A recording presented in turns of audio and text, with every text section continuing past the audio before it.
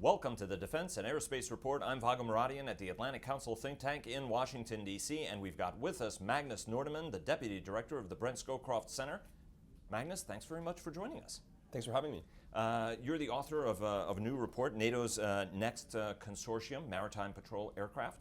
Talk to us about why you think this is a priority. I mean, obviously the Alliance already has a consortium, two consortium fleets, right, of the E-3 Airborne early warning aircraft that are based in Geilenkirchen, and then also the C-17 force, the C-17 heavy transport force, where nations in the Alliance have contributed to it.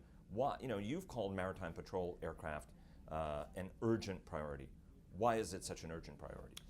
Well, Vago, it's urgent because it's this European capability that has been allowed to dwindle over the last 10, 15 years. And if you look at the overall MPA force in Europe, it has been cut in half since the end of the Cold War. And then obviously Europe continues to exist under defense austerity and tight budgets. And I think probably the only way to restore MPA capabilities in Europe is to do it in a consortium model and borrowing from the successful C-17 model. But if countries have traded off that capability, then they must think that it's actually not that big of a priority. Why is it, from your standpoint, such an urgent capability that's necessary for the Alliance? Well, they traded off that capability at a time when Europe was not under pressure, under threat. It was a period of counterinsurgency, it was a period of expeditionary operations. But today, obviously, the maritime domain around Europe looks very different. You have increasingly active Russian submarines, you have increasingly capable Russian submarines, and you also have a very turbulent Mediterranean with refugee flows. But I would also add increasing presence of growing powers, and therefore the need for MPA capabilities is rapidly coming back in Europe. One of the nations in Europe have been spending more money, obviously not as much money as Alliance leaders would like, but nations have sort of stepped up their game a bit, many of them have. But a lot of that money is going toward increased exercises, increased training, increased deployments to do reassurance, given many Alliance countries are worried about Russia. How much would this program cost? And what are the kind of trade-offs that countries are going to have to make in order to be able to afford it? I mean, what's sort of an affordable way of thinking about solving this problem? So I think this is more affordable than every country going its own direction, because under a consortium, I think you could look at a family of different systems. Certainly everything from the very high-end manned systems that can also actually shoot at a submarine and conduct sort of kinetic ASW, down to things including even aerostats and unmanned systems. There are certainly NATO nations who have more of a need for ISR capabilities rather than kinetic ASW. So doing this in a consortium, you could certainly do larger buys. You can certainly coordinate maintenance and training, and thereby achieve cost reductions that way. But also, I think it's an important point that this is not everyone needs a P-8. Again, certainly you could look at aerostats and UAVs for some of these tasks as well. I mean, that is one of the big challenges, right? Because some of the countries in Europe obviously have their own national solutions that they've been pushing. Is that basically, like, are you proposing that also as a way to sort of get more buy-in by more countries, that perhaps there could be a high-end system like a P-8, but also a whole bunch of other, that there would be a little bit of business for some of the other countries involved in the consortium as well? That's exactly right, and that's exactly the point.